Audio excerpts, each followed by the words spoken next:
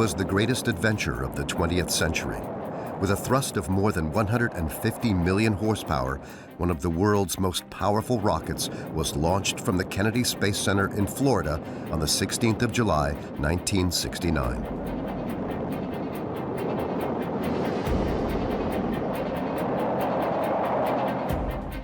In the Cold War with the Soviet Union, the U.S. wanted to prove that they were the land of boundless possibilities and superior to communism in the struggle of ideologies.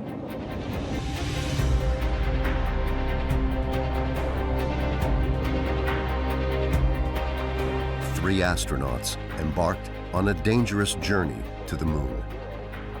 4 days later, more than 500 million people saw the first humans live on the Earth satellite. We did something that nobody else has ever done, and it's never been repeated. So it gives us just a sense of satisfaction that we did something pretty special.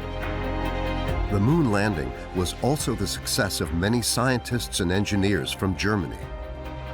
Around 120 rocket builders around Wernher von Braun and more than 30 aviation physicians around Hubertus Struckhold worked on the project for years. The participants became heroes because in the Cold War between the superpowers, they contributed to deciding the race into space for the US, a spectacular triumph that long outshined the dark shadows of the Germans' past.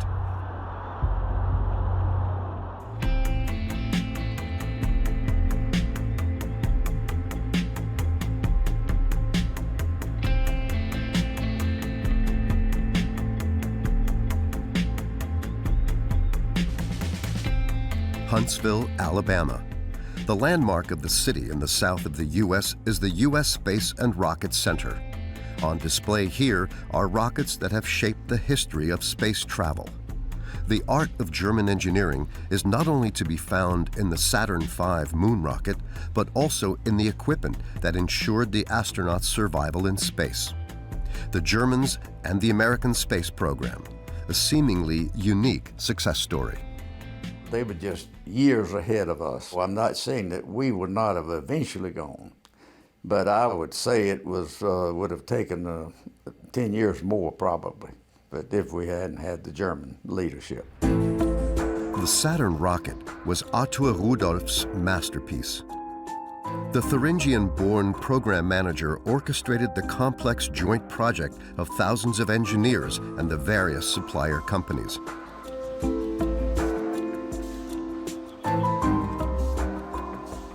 He was a great troubleshooter and a great manager, in everyone's opinion. And he was a tough taskmaster, as they call it. But he was so focused on the job that he just would let time pass. And people, sometimes working 10 to 12 hours, 15 hours a day, and you hear stories told about it, people trying to sneak off and go to the restroom, and he wouldn't let them. He has received several awards for his work. Among them, he was awarded the Distinguished Service Medal, NASA's highest honor. But in 1983, the past caught up with him. In Nazi Germany, Rudolph was involved in the development of the so-called Vergeltungswaffe II, or V2 for short. In order to secure the know-how of the rocket builders, the Americans had brought them to the U.S. after the end of the war in a secret operation. Hints that Nazis and war criminals could be among them were ignored at that time. Only decades later did a unit of the U.S. Department of Justice investigate members of the group for crimes against humanity. My main concern is I haven't seen any sign of a moral compass in operation. No sign that they ever tried to weigh the criminal activities of some of these people as against the need that was perceived for their services. In order to understand the entanglements of the U.S. military with scientists of the Nazi regime, one has to travel back in time. At the beginning of the 20th century, the first companies in Germany experimented with a new propulsion technology, the rocket. A meeting point for those interested was the Verein für Raumschifffahrt in Berlin. This even went for newbies. Engineer Arthur Rudolph was fascinated by rockets and encountered an aristocrat who supposedly dreamed as a child of one day flying to the moon. His name was Wernher von Braun. In 1932, the Army Weapons Office made the two of them an offer to further develop this technology. Rudolph and von Braun accepted. When Adolf Hitler took power, the rearmament of Germany had top priority. Under the direction of Wernher von Braun, under strictest secrecy, an entire rocket city was built by the Baltic Sea, Peenemünde. Today, only ruins remain of what was then the largest armaments center in Europe. Only the former power station has survived and is now a museum. Starting in 1936, a gigantic research and test site was built in record time for several million Reichsmarks.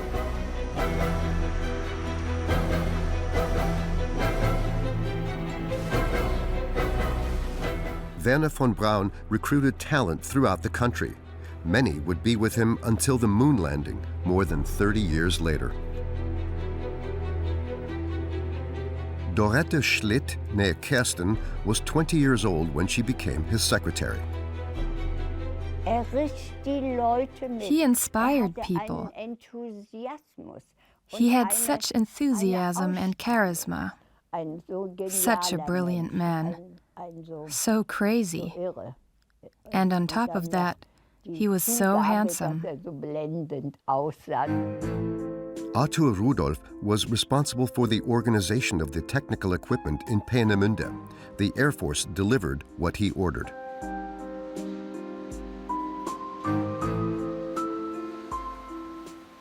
Arthur Rudolph was a very kind person, a kind of daddy guy. And Wernher enjoyed working with him. He was very industrious and knew a lot, and worked on the production. World War II, which began with the invasion of Poland in 1939, put the Peenemünde people under pressure. But the new technology was complicated and difficult to control. For years, there had never been a missile that flew reliably.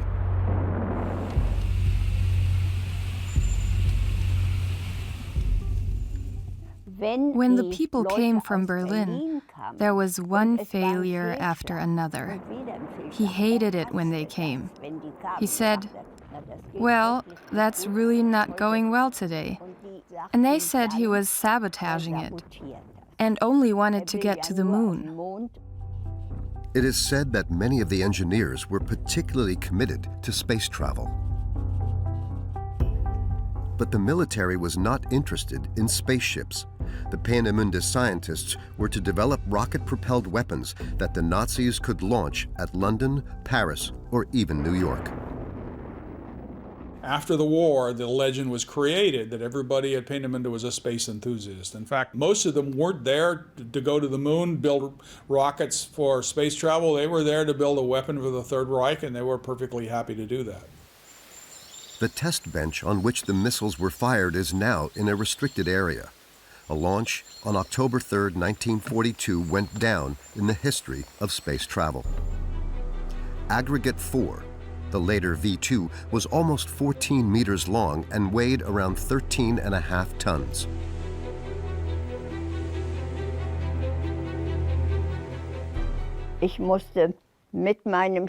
I had to stand close to Wernher with my shorthand notebook, and he dictated.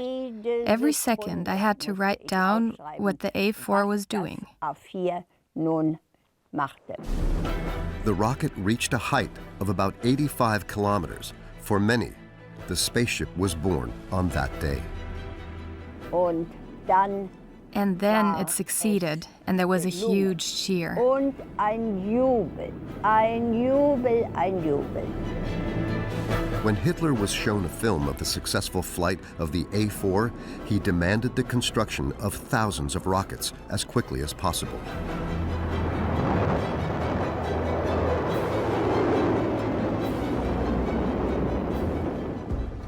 Peenemünde belonged to the highly specialized scientists who revolutionized weapons technology in the service of Hitler. Engineers made tanks harder and harder, submarines faster and faster, and they developed the world's first jet aircraft. What the speeds and heights achieved meant for the pilots was being researched in a new discipline, aviation medicine. Hubertus Strughold was an expert in this field. In 1935, the Westphalian took over the management of the newly founded Aviation Medical Research Institute of the Reich Aviation Ministry in Berlin. One focus of the research was the rescue of pilots from extreme situations. Very important for aviation medicine and for aviation in general was the lack of oxygen and acceleration. Those were the main topics. Of course, also the reaction of the human body to this challenge, when the critical limit was reached that even death could occur. In Peenemünde, at the beginning of the 1940s, there was a lack of manpower to start mass production of the V-2. German men were at the forefront. Thus, one decided on a measure that was already widespread in German industry. The suggestion came down from the armaments ministry, why don't we use forced labor or concentration camp labor?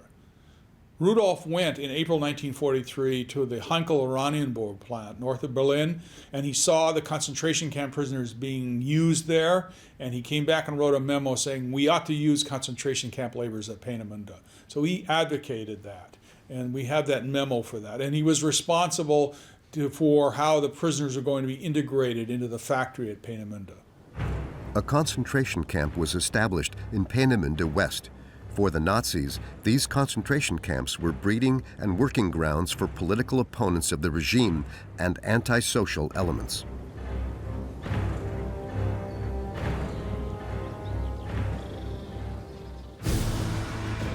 Reports of the arms factory had been arriving at Usedom since 1939, but for a long time they did not believe in the new miracle weapon.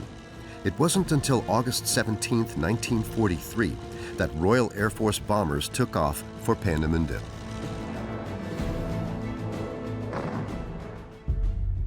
At Arthur Rudolph's house, a wall collapsed towards the kitchen. The family could save themselves. The attack would kill about 700 people.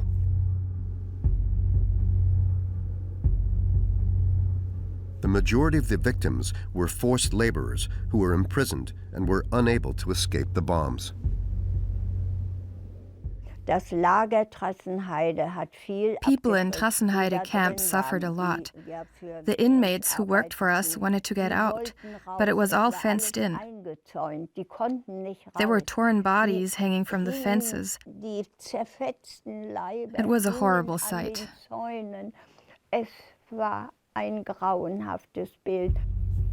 Shortly after the air raid, the order came to relocate. The intention of the enemies to smash the German armament by planned and massive bombing has failed. In good time and with German thoroughness, war-crucial production was shifted underground. The rocket factory was located to Thuringia, near Nordhausen. The Mittelwerk armaments plant was built in kilometer-long tunnels of Kornstein. Arthur Rudolph took over the technical management. Once again, prisoners were being used from Buchenwald and the specially built Mittelbau-Dora concentration camp. The conditions were a catastrophe. The prisoners were cold, they were covered with dust from the mining that was going by, there was rampaging epidemics of typhoid, of dysentery. Prisoners began dying in massive numbers, particularly in November, December 43 and the winter of 1944. So the conditions were really catastrophically bad, a hell on earth. Drawings by the inmates illustrate the brutality of their everyday life in Mittelwerk.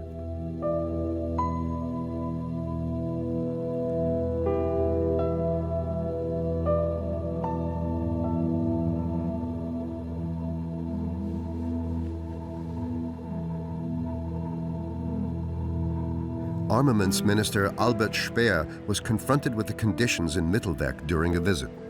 Speer described in his diary that the conditions were so bad and so shocking that some of his men had to be sent off on vacation to restore their nerves. Imagine that. Hardened Nazis were so shocked by what they saw that they had to be sent off on vacation. Nazi propagandists had color photographs taken in Mittelwerk. They were intended to show how well forced labor and high-tech production go together. Reality was very different. There is one report by French prisoners that Seidenstocker, this deputy to Rudolph, was involved in personally beating inmates. And we have many other stories of Meister and Vorarbeiter and other leaders in the factory personally attacking prisoners. So even if Rudolph was not directly responsible for hitting prisoners, he was supervising people who did that. Of a total of 60,000 prisoners deployed, more than 20,000 did not survive. The concept of the Nazis was also annihilation through work. The dead were first burnt in a beech forest, then, later, in the camp itself.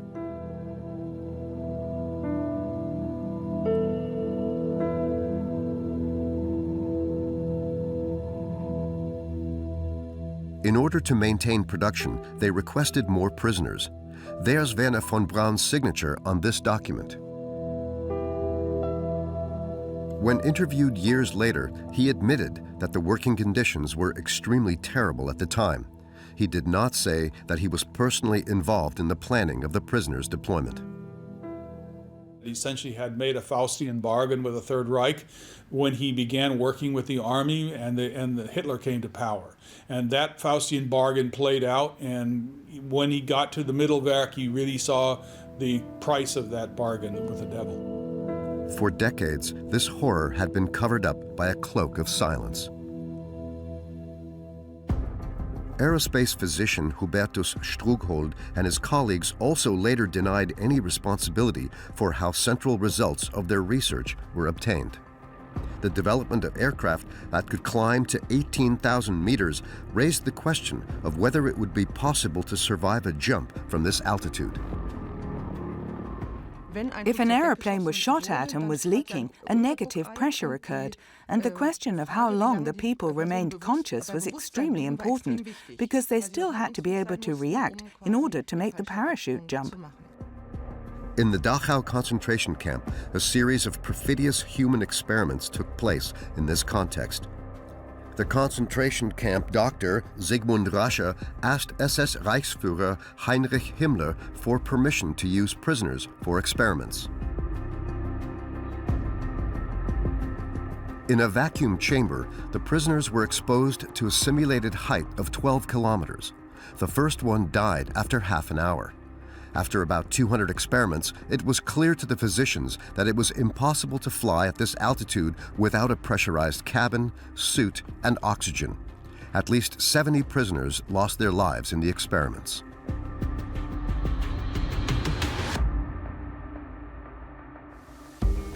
In Dachau, doctors also carried out hypothermia tests. The prisoners were put into ice-cold water for hours. The aim was to investigate the survival chances of pilots in the cold North Sea, for example. At least 80 people died.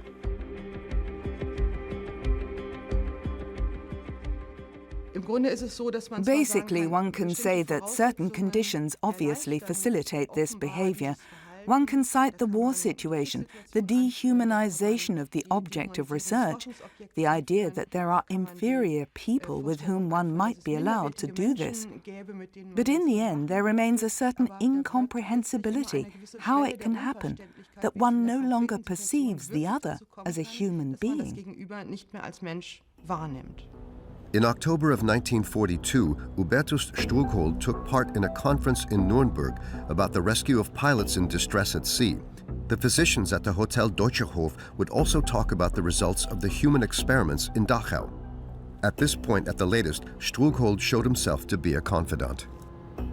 At that conference, after the presentation of the Dachau results, Strughold commented, it's in the written record, suggesting that the experimenters should consult information available on the actual temperatures in the oceans that Luftwaffe personnel might parachute into. I read that as an encouragement by Struckold to consider redoing the experiments using quote-unquote correct temperatures. But there was no evidence that, in fact, the experiments were redone at those temperatures. In June of 1944, the Western Allies landed in Normandy. Hitler hoped that the V-2 wonder weapon could still avert the impending downfall of the Third Reich and fired thousands of rockets at Paris, Antwerp, and London. More than 8,000 people were killed by the V-2. But the Allies marched further and further into Hitler's empire, and a race began on a new front. The future victors were interested in German know-how. Special teams would not only secure secret laboratories and documents, but also capture the scientists responsible alive. The Peenemünde people knew their value to the Allies and had saved important documents. A U.S. division finally took the group around Wernher von Braun into custody. He certainly was concerned about having a bargaining chip, you could say, preparing the documents, and that they would have something to transfer to the Allies, not just their expertise, but also a lot of their knowledge. Depressed prisoners of war looked different. The rocket men were first interned and interrogated in a camp near Garmisch-Partenkirchen.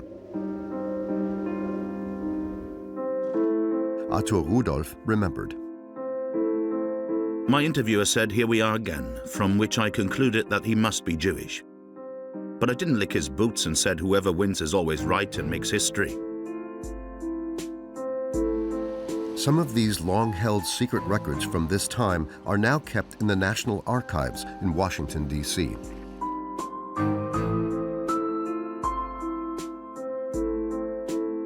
For Arthur Rudolph, the Americans' first report on him turned out very badly. The interrogating officer noted 100% Nazi, dangerous type, security threat, suggest internment. Rudolph appears to be a completely convinced National Socialist from an early stage. You know, he joins the party in 1931. He is a member of SA until he joins the army as an engineer, and he seems to be a member in good standing all throughout the Third Reich. Walter Dornberger, the military commander-in-chief of Project V2, is also recommended to be taken into custody as a convinced National Socialist.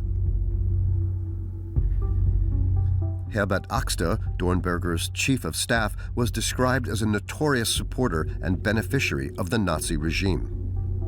It is known that Kurt Debus, the person responsible for the rocket launches, was a member of the SS. Later, it turned out that the future leader of Cape Canaveral had also denounced an employee to the Gestapo.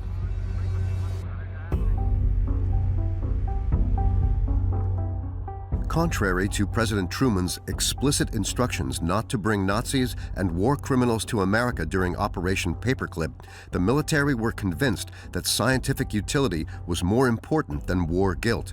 For this, they also resorted to questionable methods.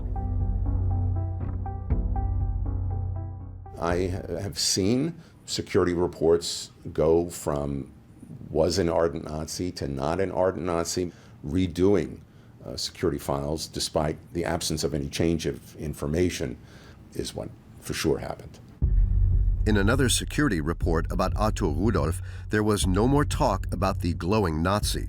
Now it said, he was no glowing Nazi, and he is also no security threat to the U.S.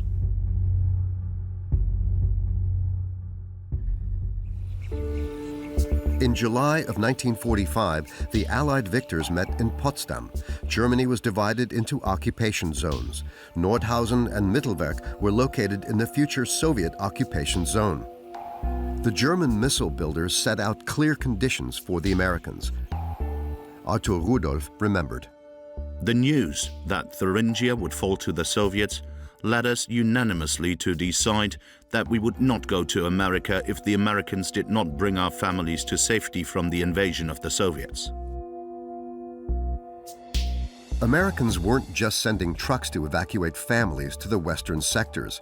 Contrary to the agreements with the Soviets, they also took with them components for about 100 V-2 rockets.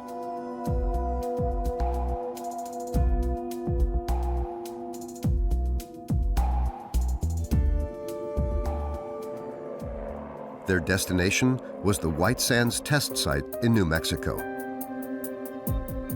A little later, the first German scientists arrived. There were more than 100, including former members of the NSDAP, like Kurt Debus, Herbert Axter, or Arthur Rudolph.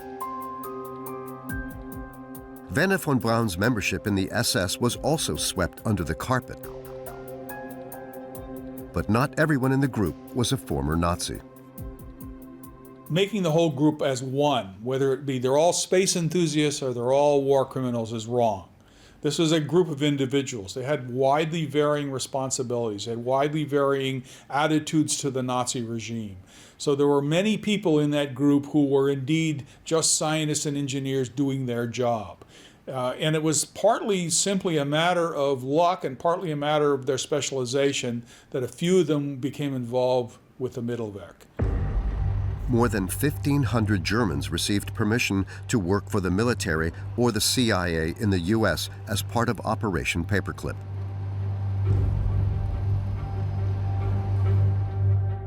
Hubertus Strughold was also on the American wish list. Although the human experiments of Dachau were known, Strughold and his colleagues continued their aeromedical research for the US Air Force in Heidelberg. In 1946, this group was also going to be transferred to the US, but suddenly several of the doctors were arrested. Strughold remained at large. Why? Probably because the military protected him. To this day, parts of his file are not publicly accessible.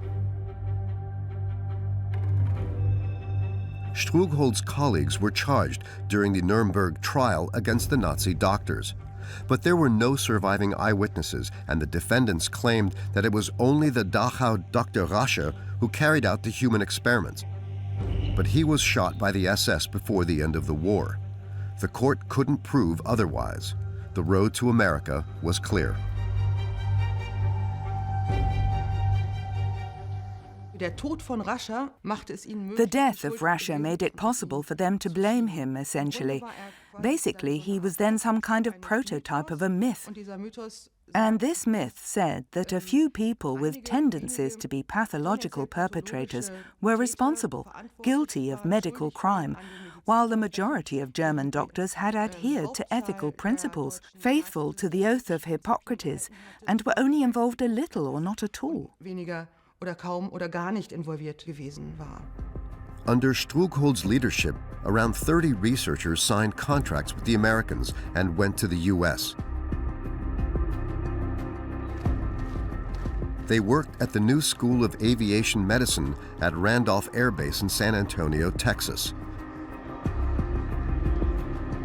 There, Strughold soon expanded the research program to include questions of space medicine.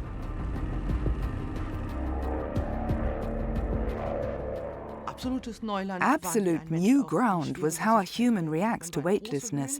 They had reached great altitudes during the Second World War, but not beyond.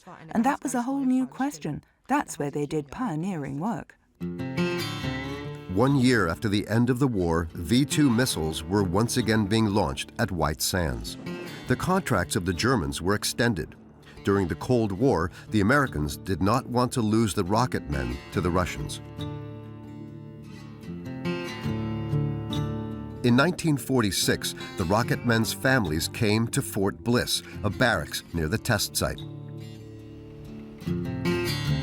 Dorette Schlitt was also there. She had married the engineer Rudolf Schlitt and was allowed to go to the US. In Fort Bliss hatten wir eine Wohnung. We had an apartment at Fort Bliss. Those were old medical barracks. Long barracks. The Americans made 4 apartments out of them. A kitchen, a dining room, living room, and 2 bedrooms. Well, that was fabulous. And that's when I finally met the men's wives, because all I knew of Peenemünde were the men. And that was very interesting and very charming. Das war sehr interessant und ganz reizend. In early 1947, the unveiling of Operation Paperclip in the U.S. provoked fierce protests. In a letter to the White House, prominent Americans, including Albert Einstein, vehemently opposed the right of residents of Nazi scientists and their families.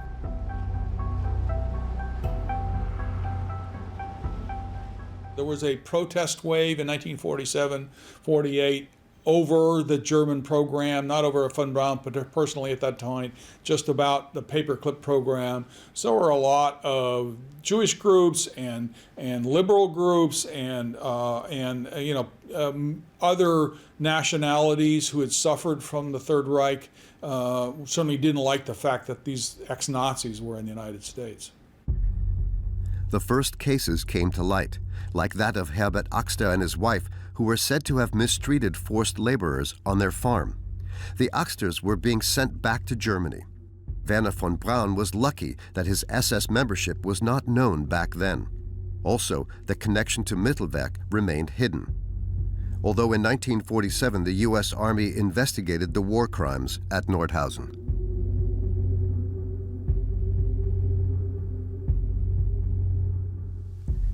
Recordings of the U.S. troops documented the horror in the concentration camp of the rocket factory near Nordhausen. In one trial, only former camp guards and capos who had mistreated the prisoners particularly severely were sentenced. One was executed. The conclusion of this process buried the topics Mittelwerk and concentration camp Mittelbau-Dora for over 20 years.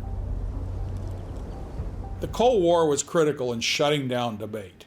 I mean, as the Cold War got worse and worse, as the anti-communist hysteria grew, it was hard to debate the issue anymore. We were using the Germans to fight the Soviets, so dissent became weaker and weaker.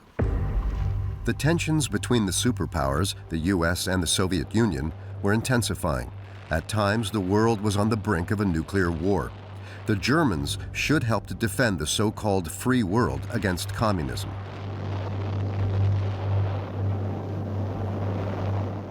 In 1957, the competition between ideologies shifted to space. With Sputnik, the Soviets put the first artificial satellite into orbit and demonstrated their superiority.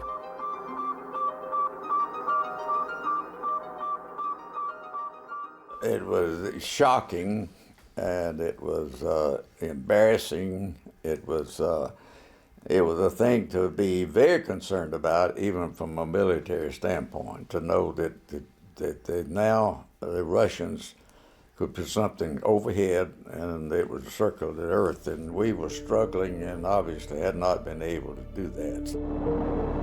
Under pressure, an untested naval missile was launched. The Vanguard exploded while still on the ramp.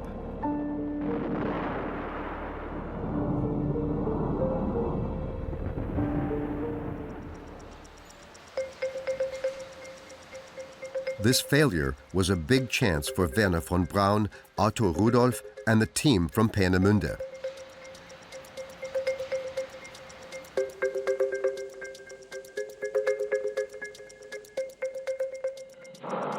A rocket developed by them successfully launched the first American satellite, Explorer, into orbit on February 1st, 1958. The Germans became the heroes of the hour.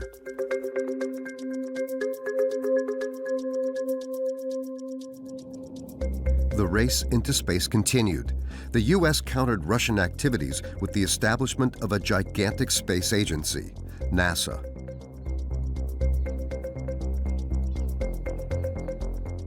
In a key position, Wernher von Braun, and at his side, Otto Rudolph, Kurt Debus, and other colleagues from Peenemünde and Nordhausen. The core of the German team was transferred from the Army to NASA without really changing things. Scientists and engineers who had been leaders in propulsion, guidance and control, aerodynamics, etc., they all just changed their titles slightly, but they essentially were in the same position. The Soviet Union won the race to put the first man in space. Yuri Gagarin circled the Earth in April of 1961 and wrote history.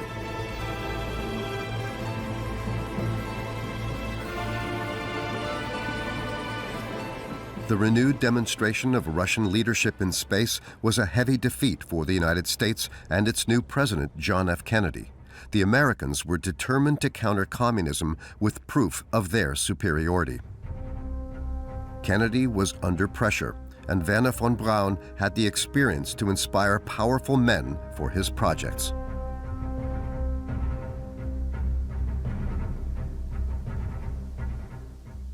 He was certainly an opportunist, so he adapted himself to every context. Someone who had shaken the hands of Himmler, Goering, Goebbels, Hitler, and then American presidents from Eisenhower all the way up to Nixon. It was certainly an amazing talent for reinvention and also of covering up his past and moving on. In May of 1961, Kennedy announced a project that would take even bold visionaries' breath away. We choose to go to the moon in this decade and do the other things, not because they are easy, but because they are hard. Because that goal will serve to organize and measure the best of our energies and skills.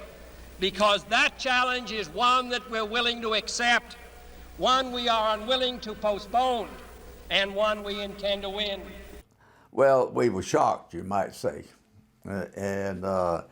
von Braun was dancing in the street, and others like me that down there in the ranks trying to work on this thing wondered how could we possibly do it. And you know, with my initial thought, we're going to have lots of loss of life.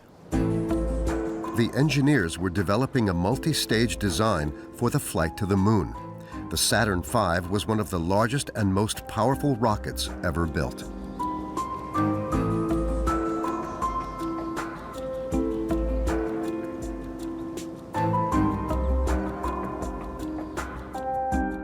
Otto Rudolph would be the project director of the program.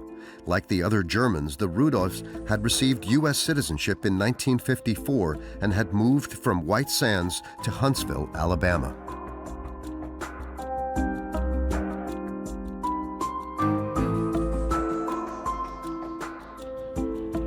Several Germans settled on a hill above the city. The Rudolphs bought a house on Panorama Drive.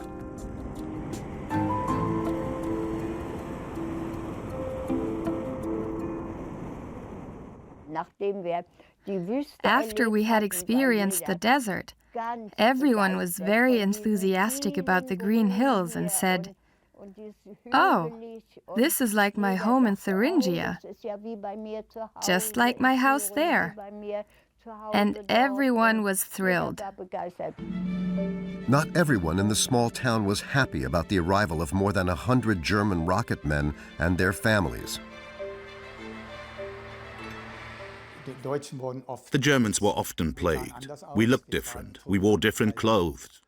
In shops we weren't served. Or, what was the worst thing, they served the black man before they served us. It was beginning to show that these people didn't want us there. It was wonderful for my father. He was there at work, all the other Germans were there, and German was spoken. And he felt quite comfortable. He did what his hobby was. Huntsville was turning into Rocket City. Otto Rudolph became technical director for the nuclear medium-range rockets Redstone and Pershing, which would later also be stationed in Germany. Then Saturn followed. The oldest university in Florida awarded Rudolph an honorary doctorate for his work. The Army honored him with the highest award for civilians. His involvement with the Nazi regime remained a well-kept secret.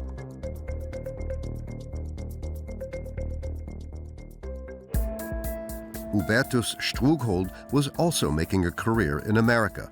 He founded the world's first institute for space medicine and became a professor. His institute investigated the limits of human existence in space. Strughold already had the idea of testing the prototype of a space capsule in the laboratory at the beginning of the 1950s.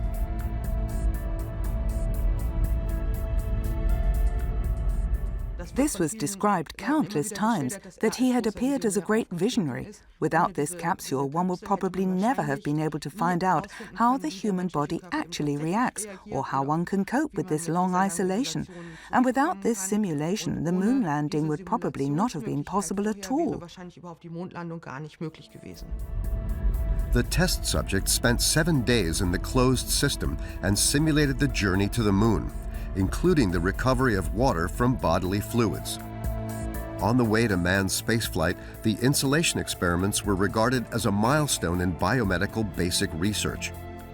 The future President Lyndon B. Johnson personally congratulated Strughold on the successful experiment. In Huntsville, the assembly of the first Saturn V had been a failure time and time again. Arthur Rudolph remembered. For every unsolved problem, even the smallest one, have a big red arrow attached. The next time I was called into the control room, I almost kneeled over. There was a sea of red arrows on the boards.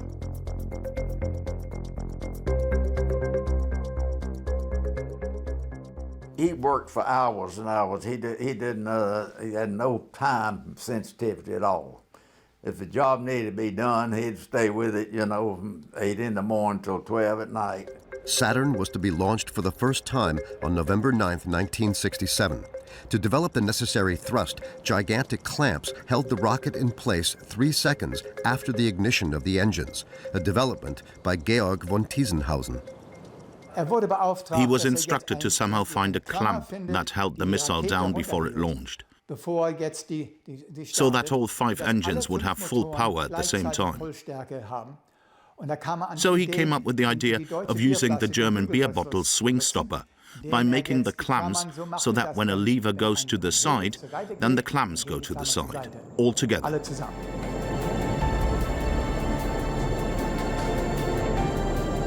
I do remember that it seems like this thing is moving awfully slow. And what's wrong? But it's a great relief. You can breathe easier the further it goes up. Several manned excursions into space followed and proved that a longer stay in space with appropriate protective equipment was feasible.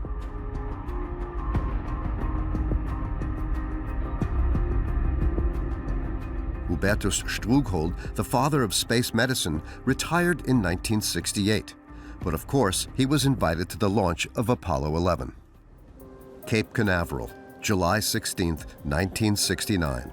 The day nearly 400,000 scientists, technicians, and engineers had worked for. About 1 million people were waiting for the launch of Apollo 11 on the Florida coast. Before us sat former President Lyndon Johnson with his First Lady, Lady Bird.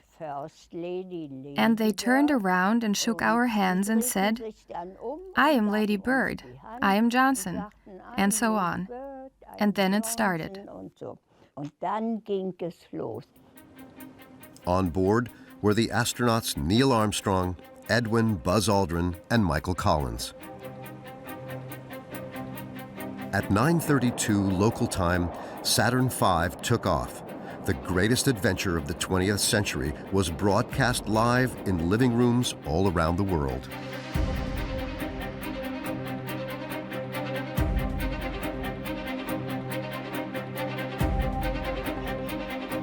Okay, Neil, we can see you coming down the ladder now. So we got every minute with a comment from my dad, and then Neil Armstrong came out. There was dead silence. My father looked as if he wanted to say, "God, it really was possible. It really happened. There's someone on the moon. That's impossible. No way." Neil Armstrong spoke his famous sentence. It's one small step for man, one giant leap for mankind. The Americans had won the prestigious race. The Russians were beaten. From 1969 to 1972, a total of 12 U.S. astronauts set foot on the moon. Neither the Soviet Union nor any other nation sent a manned mission. Strolling on the moon one day, in a merry, merry month of December. Now, May. NASA soon made it clear to the Germans that they were no longer useful to them. Many were transferred or sent into retirement.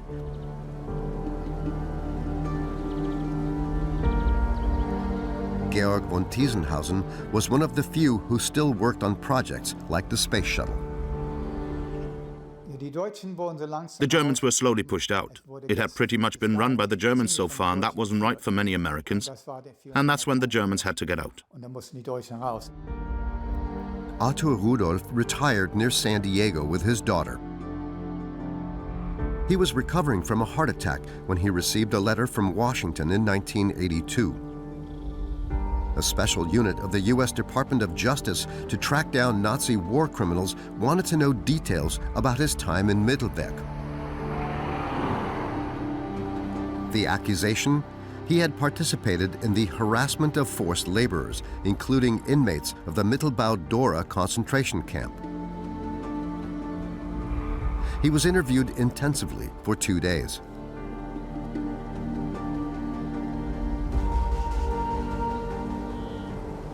Well, I've heard the criticism that we took this action against Rudolph only because he was no longer needed by our space program or our military program. He was retired. That's not true from the standpoint of those of us at the Justice Department who worked on this case. But I have thought over the years what would have happened, what might have happened if we had tried to bring that case in 1965 rather than 1983. In 65, when the space race was well underway. I can't be sure that we would have gotten the authorization. Rudolph asserted his innocence, but was afraid that he would not be able to cope with a trial in terms of health. He signed an agreement in which he renounced American citizenship and promised to leave the country. This way, he escaped prosecution by the American authorities. His former colleagues in Huntsville only learned about it when the Rudolphs had left the country.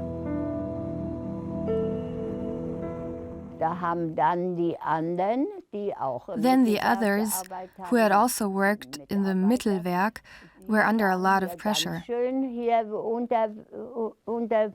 They thought, we're next.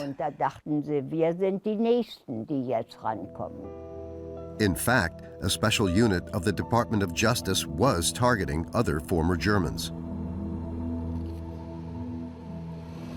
Some of them were under investigation. We never were able to bring those cases. The evidence that we were able to amass was not sufficient, in part because all of those people refused to speak with us. They were not going to make the same mistake that Arthur Rudolph had made. They learned from the Rudolph case. The Office of Special Investigations also dealt with Hubertus Strughold. It was not yet known to the investigators that in 1942 the physician was also responsible for negative pressure tests on children suffering from epilepsy. Had we had the information when Strughold was still alive, I think the result likely would have been different. We probably would have prosecuted. Hubertus Strughold died in 1986 at the age of 88 in San Antonio, Texas. The controversy surrounding his role in the Third Reich, however, means that awards are no longer named after him. The Strughold Aeromedical Library has also been renamed.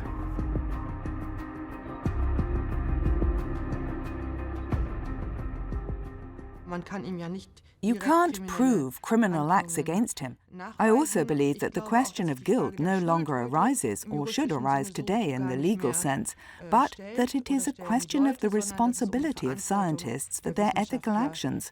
And in this respect, the question is, of course, still highly topical.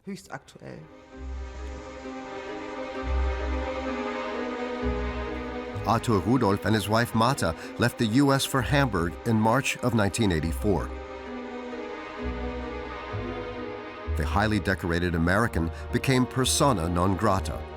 An investigation was also being opened against Rudolph in Germany for aiding and abetting murder.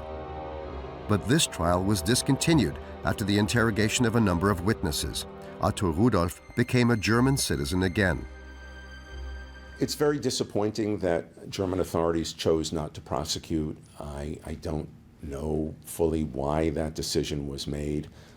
I do believe that if today Rudolph were alive and healthy, younger than he would be today, that the decision might be a different one. Rudolph spent the rest of his life trying to regain American citizenship, but he didn't succeed. He died in Hamburg in 1996. The German story is very much two sides. There is the technological contribution, there's the important role in going to the moon, there's also the undeniable role in the horrible exploitation and murder of concentration camp prisoners and in using weapons to fight the war for the Third Reich. In 1969, this story was still largely unknown.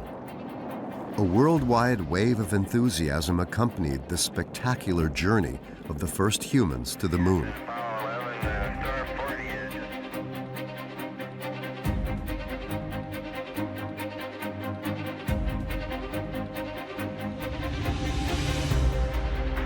But on the greatest adventure of all time, dark shadows from Germany's past still remain.